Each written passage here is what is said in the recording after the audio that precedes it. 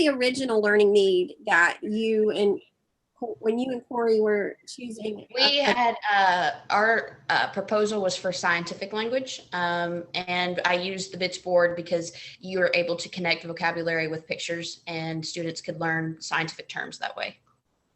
So if a secondary, middle grades or high school teacher wanted, are there adequate examples within the app or where you can see, because the examples you provided us in the presentation seemed more at the stages of like an early learning context where you're learning, common verbs or associating pictures with action verbs, which are, that's great, but that's not really discipline specific.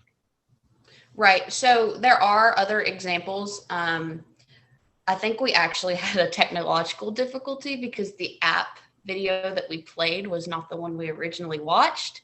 So when we played that video, we were both kind of like deer in headlights. So that threw this whole thing off. So the video that we had originally played, it did show it going up into higher levels. And hopefully we can find that and I can send that to you later so that you can see. But it's, with cats and, stretching, but, so as far as using it for vocab terms in a higher level, scientific terms, I do think that the pictures and the scientific terms, putting them together, I think that's a good way to learn. So I think you could make that as difficult or as easy as you wanted it.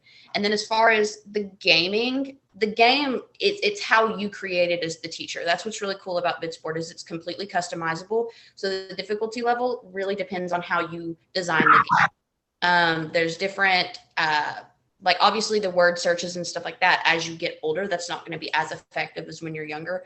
But there's math games, there's obviously flashcards I think are kind of beneficial at any age and different things like that. And it really is teacher focused and how the teacher wants to build the lesson just on a virtual platform where they can get all their students in one class doing the same virtual assignments.